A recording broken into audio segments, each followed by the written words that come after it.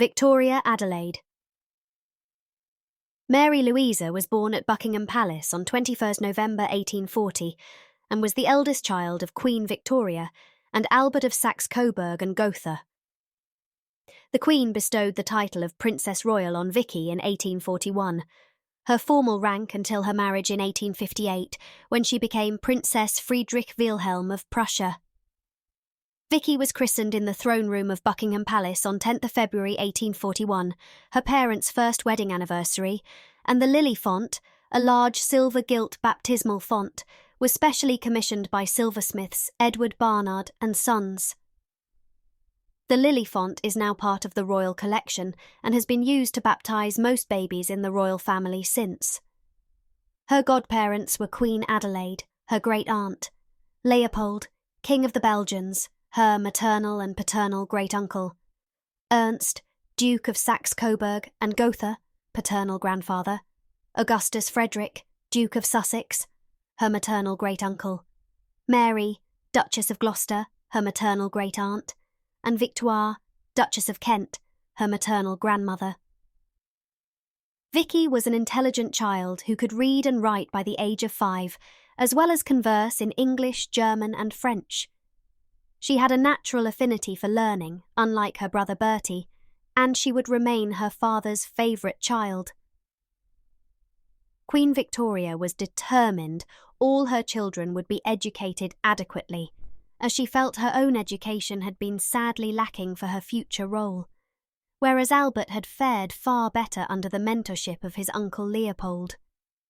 Lady Littleton was appointed as governess to the royal children in 1843, but she was forever known as Laddle to them. Victoria and Albert took great care to ensure their children had as normal a childhood as possible, given their position, so the children were often taken away from court to spend holidays at Osborne House, on the Isle of Wight, which was remodelled by Prince Albert. The prince also had a small cottage built close to the main house, where the children learned how to do manual work, like cooking and carpentry. In 1851, Vicky was introduced to her future husband, Friedrich Wilhelm of Prussia, when his family accepted an invitation to visit the Great Exhibition in London. The two families were close allies and had maintained contact with each other after the Prussians had sheltered at the British court for 3 months during a revolution in Berlin in 1848. Keen for their families to be united, Victoria and Albert were delighted when Vicky began to form an attachment to Friedrich, despite the 10-year difference in their ages. As well as developing a close relationship with Vicky, Friedrich enjoyed his conversations with Prince Albert, who shared his more liberal views. Friedrich continued to correspond with Vicky, and in 1855 he visited the royal family at Balmoral with the intention of ensuring his feelings for Vicky had not changed and she would be a suitable bride. After only 3 days, Friedrich formally asked for Vicky's hand in marriage, and her delighted parents gave their consent with one stipulation. They had to wait until Vicky was 17. The engagement was announced on 17th of May 1856, and the fallout began almost immediately, as the British public did not want a Prussian match, and the Hohenzollerns weren't too keen on Friedrich marrying a British princess.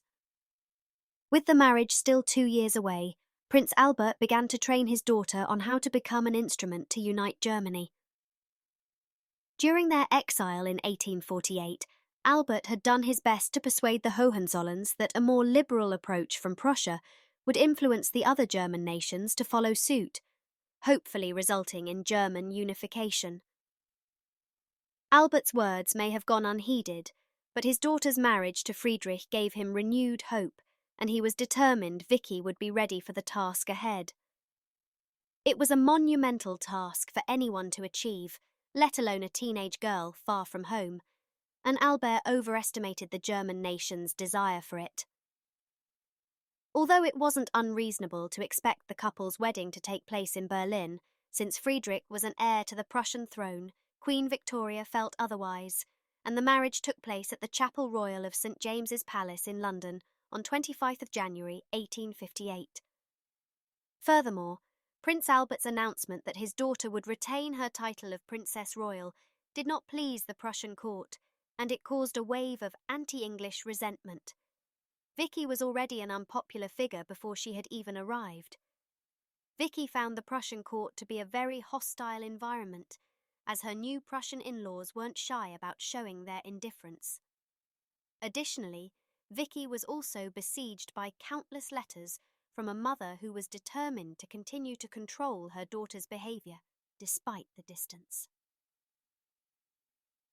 Queen Victoria was adamant.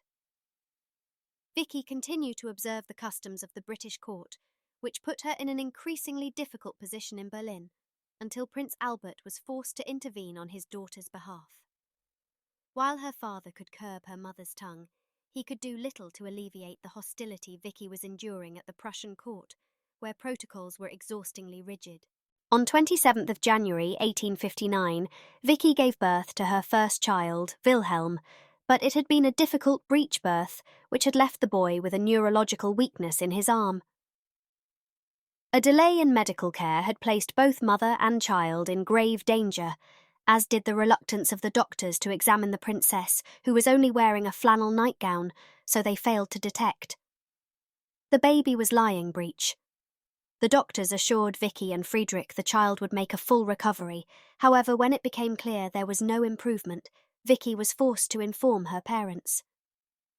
Much to Vicky's relief, the birth of her second child, Charlotte, was a much easier affair, but this child would also cause her parents a great deal of heartache as she was suffering from porphyria.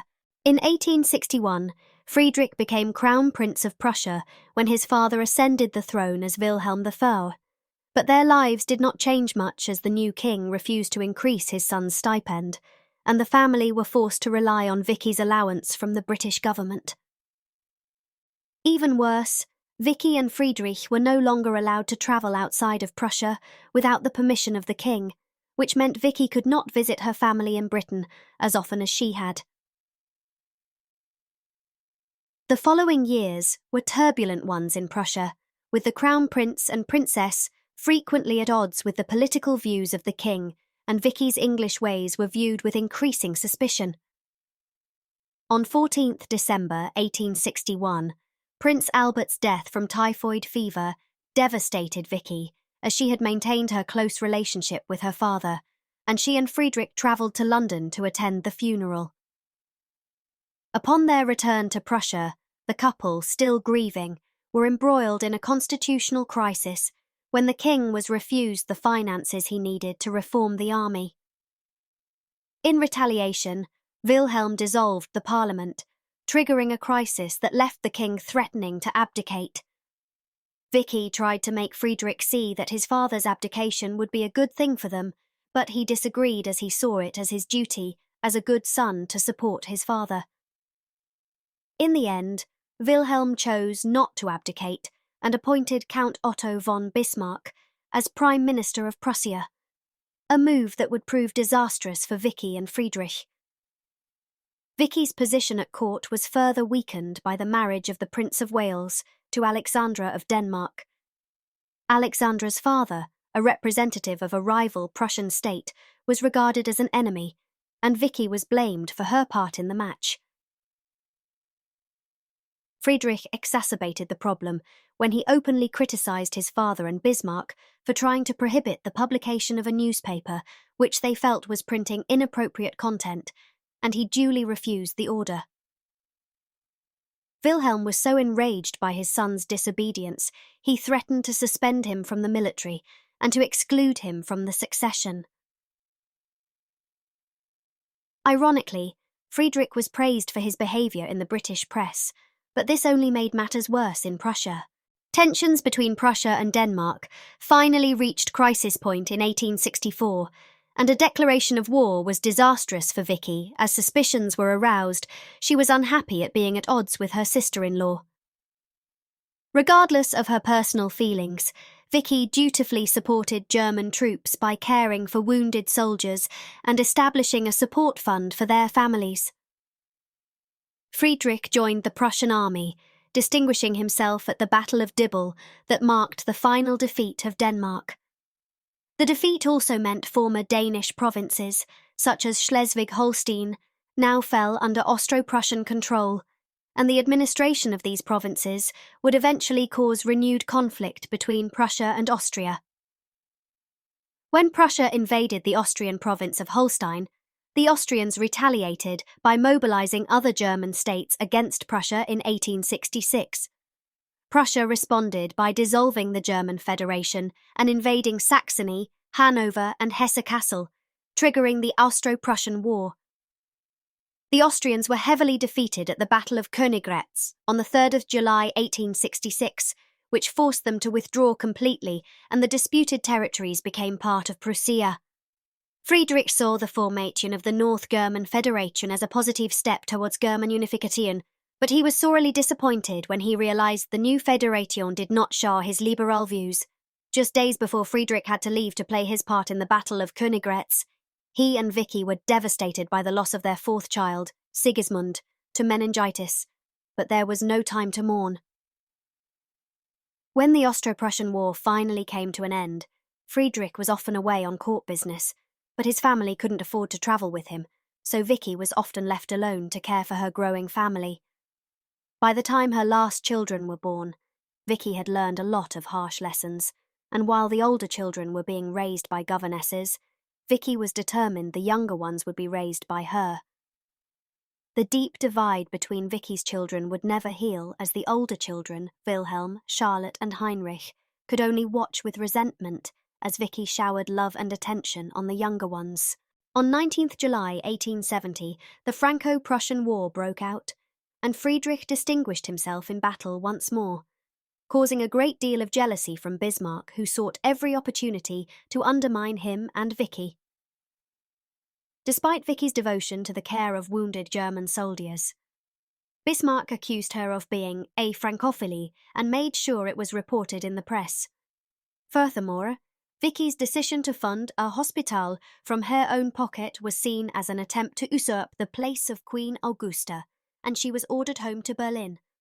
On 18th January 1871, Wilhelm I was declared as German Emperor at Versailles by the North German Federation, and the southern states were subsequently incorporated into the new unified Germany by treaty. Friedrich and Vicky were now the German crown prince and princess with the style Imperial and Royal Highness.